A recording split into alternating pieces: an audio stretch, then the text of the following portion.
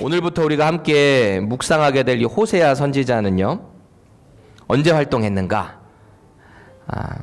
지금으로부터 약 한 3,000년 전에 활동했던 하나님의 선지자입니다. 그럼 이 사람은 무슨 일을 했는가? 여러분들 당시의 선지자들이 무슨 일을 했겠어요? 그냥 단지 어떤 예언의 일을, 미래의 일을 점치는 정도가 아니에요. 하나님의 말씀을 받아서 그것을 100% 전달했던 사람들이 바로 선지자입니다. 하나님의 마음을 전달했던 사람들이 바로 선지자였어요. 그래서 호세아도 그 역할을 했던 거죠. 이 호세아서는 이 성경으로 분류를 하게 됐을 때 구약 성경에서 특별히 소선지서에 속합니다. 여러분, 소선지서라고 하면은 대선지서도 있다는 말이에요. 그렇죠? 대선지서도 있다는 말이에요. 그럼 누군가는 그럼 중선지서도 있습니까? 아니에요. 중선지서는 없어요. 그럼 여기서 우리는 질문을 가질 수 있어요. 선지서는 왜 대선지서, 소선지서로 나뉘어서 불리고 있을까? 대선지서는 총 5권인데 이사야, 예레미야, 예레미야애가, 에스겔, 다니엘까지 총 5권의 책이 대선지서로 나뉘어져 있습니다. 그리고 소선지서가 총 12권으로 기록이 되어서 분류가 되어 있는데 호세아부터 시작하는 거예요. 호세아, 아모스, 오바댜, 요나, 미가, 나훔, 하박국, 스바냐, 학개, 스가랴, 말라기. 총 이렇게 12권이에요. 호세아까지 해서. 그럼 여러분들 이 둘의 차이가 뭘까요? 대선지서와 소선지서의 차이 뭘까요? 제가 힌트를 드릴게요. 대선지서 중에서 이사야서는요, 총 몇 장으로 되어 있게요? 66장으로 되어 있어요. 그리고 예레미야만 해도 전체가 총 52장으로 나뉘어져 있어요. 반면에 소선지서 아까 총 몇 권이라 그랬죠? 12권. 12권인데 이거 다 합쳐봐야 67장밖에 안 돼요. 제가 힌트 다 드렸어요. 차이가 뭐예요? 대선지서와 소선지서의 차이는 분량의 차이예요. 분량. 얼마나 더 많은 내용이 기록되어 있느냐 아니냐에 따라서 대선지서 그리고 소선지서로 나뉘어져 있는 거예요. 그런데 소선지서가 대선지서보다 덜 중요해서가 아니에요. 이거는 그냥 분량의 차이일 뿐 똑같은 하나님의 말씀이다라는 것을 우리는 꼭 기억해야 합니다. 그러니까 우리가 신약의 다른 복음서, 요한복음, 마태복음, 마가복음, 누가복음과 마찬가지로의 권위를 호세아 선지서도, 오바댜 선지서도 다 그렇게 포함되어 있는 거예요. 나훔, 미가 다 똑같이 하나님의 그 권위를 가지고 있는 하나님의 말씀이다라는 것을 우리는 기억해야 합니다. 그럼 제가 질문 드릴게요. 호세아서가 언제 기록되었을까? 이 말씀이 대략, 정확하진 않더라도 대략 언제 기록이 되어 있을까? 그것을 알기 위해서는 성경을 보시면 돼요. 호세아 1장 1절 다 같이 다시 보겠습니다. 우시야와 요담과 아하스와 히스기야가 이어 유다 왕이 된 시대. 이게 우시야, 요담, 아하스, 히스기야가 왕 이름들이에요. 우시야 다음에 요담, 요담 다음에 아하스, 아하스 다음에 유명한 왕 히스기야가 남유다의 왕으로 다스리고 있을 그 시대. 이 왕들에 이어 곧 요아스의 아들 여로보암이 이스라엘이 왕이 된 시대에 그래요. 이스라엘의 왕이라는 것은 북이스라엘을 이야기하고 있어요. 그 시대에 부엘의 아들 호세아에게 임한 여호와의 말씀이라.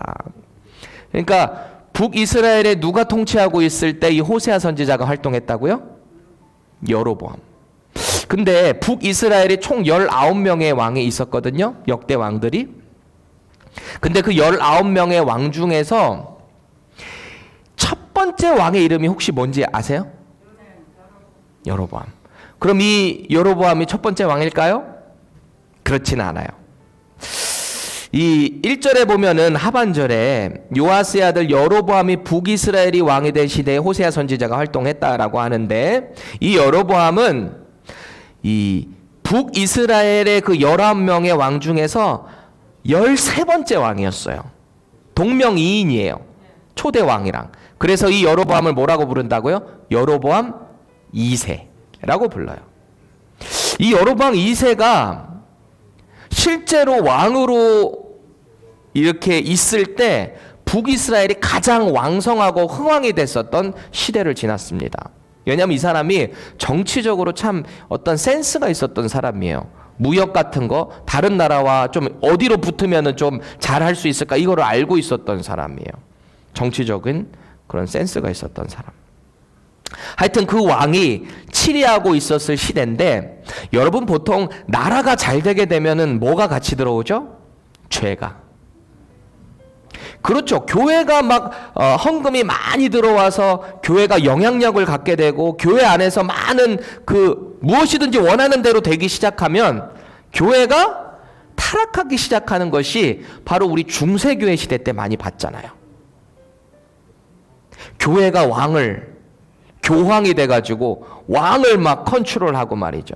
교회가 힘을 갖기 시작할 때, 돈을 많이 갖기 시작할 때 그런 많은 유혹들을 보게 됩니다. 북이스라엘 13대 왕이었던 여로보암 2세 시대 때도 마찬가지였어요.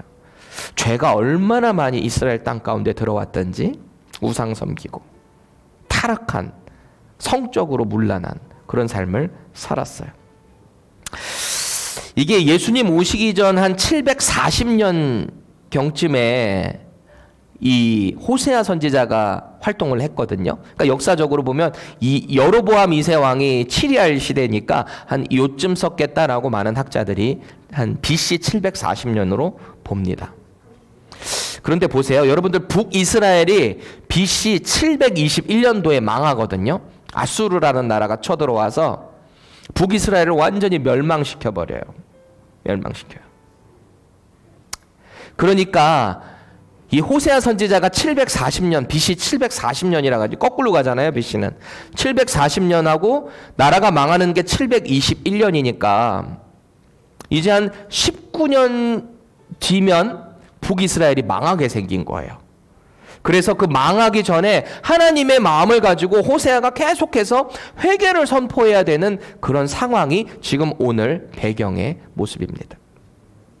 흥미로운 것은 이 호세아는 북이스라엘을 향해서 예언한 선지자거든요. 북이스라엘에 활동했던 사람이에요. 그렇죠? 근데 왜 호세아 1장 1절에서 말을 하고 있을 때 남유다의 왕들을 먼저 이야기하고 있을까? 궁금하지 않으세요? 별로 생각이 없으신 것 같아 보이는. 왜 남유다의 왕을 먼저 이야기하고 북이스라엘의 왕을 이야기할까? 우시야, 요담, 아하스, 히스기야 왕을 먼저 남유다 왕들을 언급한 다음에 북이스라엘 왕 얘기하거든요.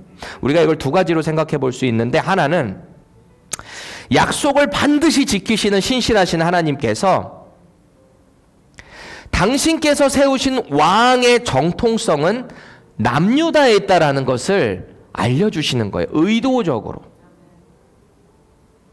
왜냐하면 이 땅에 오실 메시아이신 예수 그리스도, 이분은 누구의 자손을 통해서 오시죠? 유다의 자손 중에 특별히 이새의 아들 다윗의 혈통을 통해서 메시아가 나실 것이다라는 예언이 되어 있거든요. 그래서 본문 7절 말씀을 다시 보시면, 그러나 내가 유다 족속을 긍휼히 여겨 그들의 하나님 여호와로 구원하겠고, 보세요. 분명히 북이스라엘에서 활동하고 있는 사람이고 북이스라엘 왕 있을 때 북이스라엘을 향해서 하나님의 말씀을 선포했던 호세아인데, 7절에서 하는 말은 하나님의 심판이 북이스라엘에 임했는데 결국 그것이 회복되는 것은 남유다에서 일어난다는 거예요. 놀랍지 않아요? 그들의 하나님 여호와로 구원하겠고 활과 칼이나 전쟁이나 말과 마병으로 구원하지 아니하리라. 세상의 방법이 아닌 하나님의 방법, 예수 그리스도의 나심을 통해 유다의 자손으로 오실 이새 아들 다윗의 자손을 통해 오실 메시아를 통해서 그 일을 하겠다라고 말씀하시는 거예요. 두 번째는 어떤 관점으로 우리가 볼 수 있느냐? 왜 호세아가 북이스라엘 선지자인데 남유다를 먼저 언급하는가? 두 번째 이유는 자신들의 욕심과 탐욕으로 왕을 세운 것에 대한 하나님이 인정을 하지 않는 거예요. 하나님의 심판이 얼마 남지 않았다라는 것을 암시하고 있는 거예요. 그것도 호세아 1장 1절부터.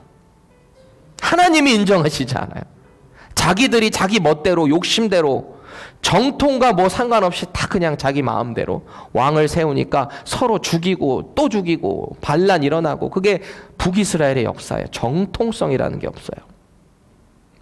아무튼 그런 구약의 선지서나 열왕기, 역대기의 내용을 보면은 꼭 어떤 인물을 등장시킬 때 이 얘기를 하는 거예요.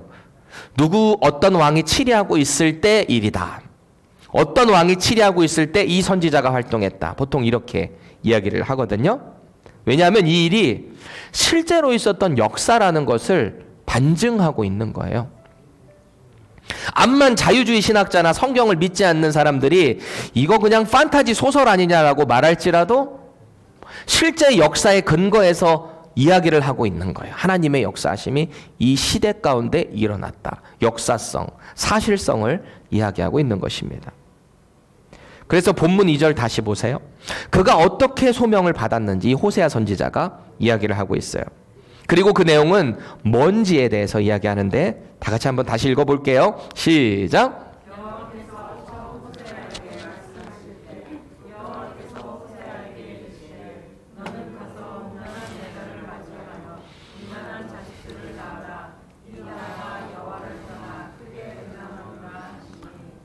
아멘. 여러분들 이거 읽으실 때 어떤 마음 드세요? 좀 독특하지 않아요? 보통 하나님의 선지자다라고 하면은 하나님이 그를 부르실 때 하나님의 마음을 알려주세요. 그래서 좋던 싫던 그 받은 말씀을 반드시 선포를 해야만 했었어요. 보통 말로 하는 거지. 물론 하나님께서 갑자기 뭐 이사야에게 어디 가서 뭐 토기장에 굴 가라, 뭐 예레미야 같은 경우에 뭐 밧줄을 어디다가 뭐 이렇게 묻어놔라, 그게 썩는 거 보여라, 뭐 여러 가지 이런 행위에 대한 예언을 시키기도 했지만, 이 호세아 같은 경우는 참 독특해요. 그의 삶을 통해서 하나님께서 이스라엘에게 메시지를 주고 계세요. 근데 그 삶이 어떤 삶이냐? 호세아는 선지자잖아요. 하나님의 거룩한 선지자. 근데 이 사람한테 음란한 여자랑 결혼을 하라는 거예요. 이 보통 일이 아니에요. 여기서 음란한 여인으로 번역된 히브리어 단어가 정확히 뭘 말하는지 우리는 알 수는 없지만, 그럼에도 불구하고 전통적으로 이 단어를 문자적으로 학자들은 해석을 하게 됩니다. 그렇게 될 때 문자적으로 이 음란한 여인은 창녀를 뜻해요. 어떤 음란한 일을 직업적으로 매일 일삼는 여인. 그러니까 현대인의 성경은 이 구절을 창녀로 번역을 하고 있어요. 그런데 이 고매를 우리가 직접적인 창녀로 보게 되던, 아니면 어떤 뭐 음란한 여인이 처음에는 정결한 여인이었지만 결혼하고 나니까 그 죄성 때문에 음란한 것으로 갔던지 간에, 어떻게 해석하든지 간에 이 여인은 음란한 거예요. 하나님의 거룩한 선지자 호세아가 도저히 결혼할 수 없는 조건의 여인인 거예요. 여러분, 하나님의 거룩한 일을 하는 사람, 제사장 같은 사람들은 어떤 아내를 맞이해야 되는가? 하나님께서 율법에 이미 말씀을 하셨어요. 레위기 21장 13절에서 15절 다 같이 읽겠습니다. 시작.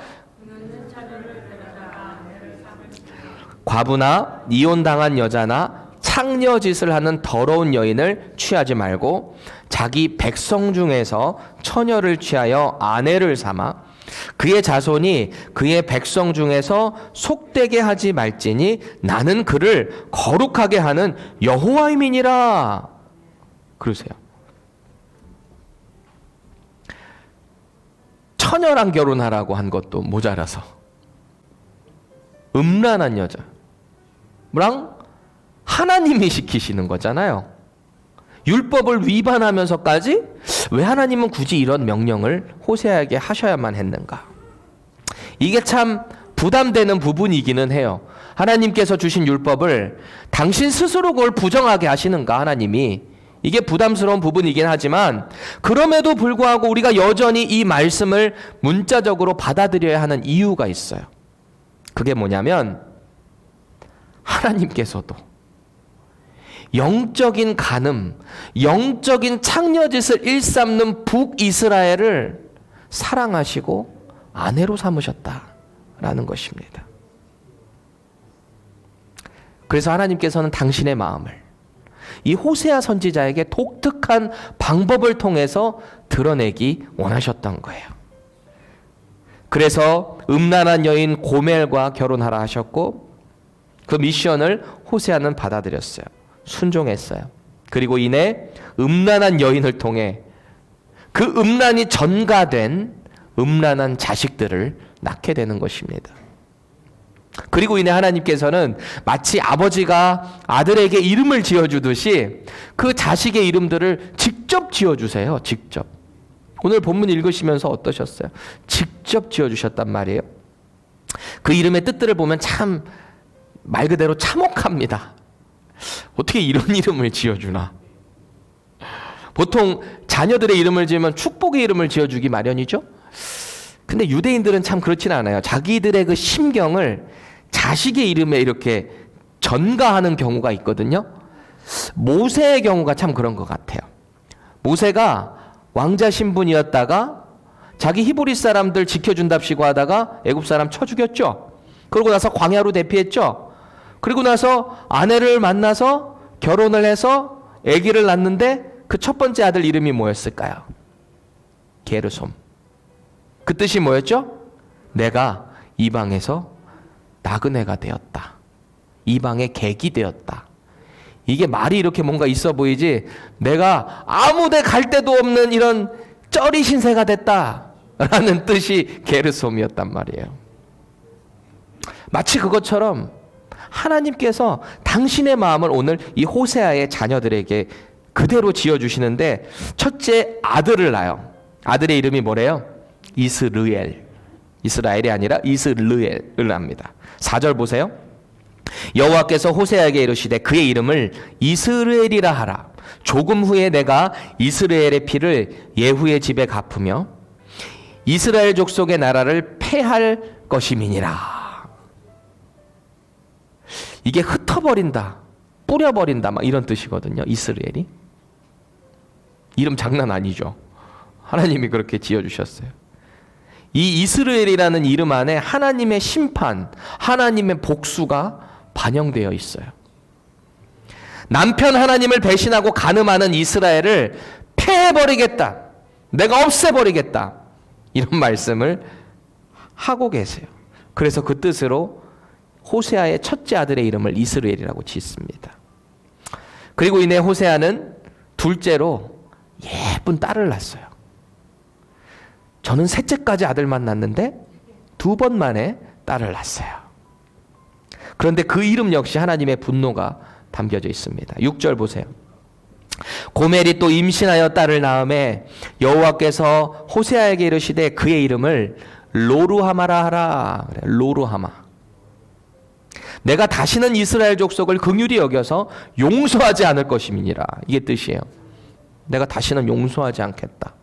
로루하마. 이스라엘에게 다시는 자비도 없고 용서도 없을 것이다. 그 이름을 딸 이름에다가 이름을 그렇게 지어주셨어요. 마지막으로 셋째 아들 또 낳아요. 세 번째를 이제 아들로 낳는데 9절 보세요. 여호와께서 이르시되 그의 이름을 로암미라 하라. 너희는 내 백성이 아니요 나는 너희 하나님이 되지 아니할 것임이니라. 악한 이름의 끝판왕이에요. 너 내 백성 아니야. 로가 노라는 뜻이거든요. 히브리어로. 로, 암미, 백성. 내 백성 아니야. 넌 나랑 상관없는 사람이야. 내가 너희 없애버릴 거야. 와, 장난 아니죠? 그럼 이제 호세아부터 이스라엘의 이야기는 끝나야 되는 거 아니에요? 하나님이 이 세 자녀 이름 그렇게 지어주셨으면 여기서 끝나야 되는 거 아니에요? 아, 이제 여기 망했구나. 호세아가 도저히 무슨 말씀을 이제 또 전해야 되는가? 끝날 수 있잖아요. 하나님께서 버리겠다 하셨으니까. 더 이상 그들을 긍휼히 여기지도 않고 끊어버리고 흩어버리겠다 그렇게 말씀하셨잖아요. 그럼 이야기가 끝나야 되는데 하나님은 그 상황을 통해서 뭔가의 그 회복을 이어가신다는 거예요. 마치 하나님의 심판과 회복의 교차점이 맞이하는 것처럼 그 사역을 이뤄나가시는 거예요. 여러분들 중에 누구는 와 하나님 너무 하시네. 어떻게 거룩한 선지자 이 자식들 이름을 다 저렇게 할까? 음란한 자식들 낳으라고 하시더니 자식들 이름도 참 참혹하게 지어주시네. 그래서 어떤 학자들은요, 호세아가 너무 하나님 편에서 생각하다 보니까 호세아가 진짜 음녀랑 결혼한 것이 아니라고 주장하는 사람도 있어요. 왜냐하면 그렇게 되면 하나님의 의로우심에 손상이 갈까봐 그렇게 해석하는 학자들도 있어요. 그런데 많은 전통적인 복음주의적인 해석은 문자 그대로 고멜을 음행을 일삼는 여인으로 봅니다. 실제로 그녀에게서 호세아의 자녀가 나왔다라고 믿어요. 우리도 그렇게 믿어야 되고요. 하나님께서는 거룩한 당신의 종인 호세아를 부르셨어요. 그리고 음란한 고멜과 결혼하라고 하셨고 이제 앞으로 벌어질 그녀의 음란을 바라보면서 끝까지 참고 견디라는 거예요. 그래서 다시 남편에게 돌아올 수 있도록 만들어라. 이 미션이 호세아 선지자에게 임한 거예요. 회개해서 다시 하나님께로 돌아오게 해라. 제가 문득 이 말씀을 묵상하다가 제 어렸을 때가 생각이 났는데, 제가 옛날 어떤 순간에는 손버릇이 좀 안 좋았던 것 같아요. 손버릇. 이렇게 남의 거 이렇게 손대는 거. 그게 아마 초등학교 4학년 때였던 것 같은데, 손버릇이 얼마나 안 좋았는지 나도 모르게 자꾸 이렇게 손이 가요, 손이 가, 남의 지갑 오락실을 그렇게 좋아했던 것 같아요. 이렇게 우리 어머니 아버지가 믿음이 좋으셨으니까 그때는 감리교 다니셨었는데 거기는 속회라 그러거든요.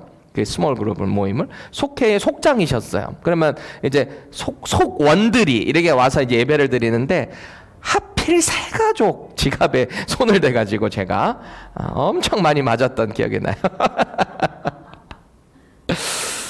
그러던 어느 날에 어머니가 정말 한계에 다다르셨던지 더 이상 저를 당신의 아들이 아니라는 거예요.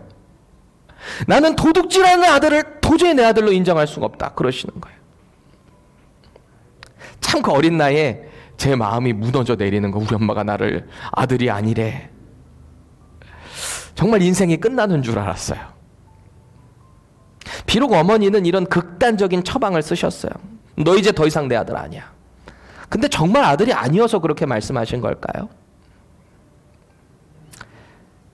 결국 저는 깨닫고 돌아왔어요. 그리고 그 이후에는 한 번도 남의 지갑에 손을 대지 않았다는 유명한 이야기입니다. 어머니는 저를 용서하셨어요. 어머니는 신실하셨어요. 아들을 버리지 않으셨어요. 여러분, 부모의 마음도 이런데 하물며 우리를 창조하신 아버지 하나님의 마음은 어떠셨을까요? 오죽하면 당신의 하나뿐인 아들 예수님을 우리 살리겠다고, 음란한 당신의 백성들 살리겠다고 보내셨을까요? 그래서 오늘 본문 10절에서 12절은 그 이스라엘의 회복을 선포하고 계시는 거예요.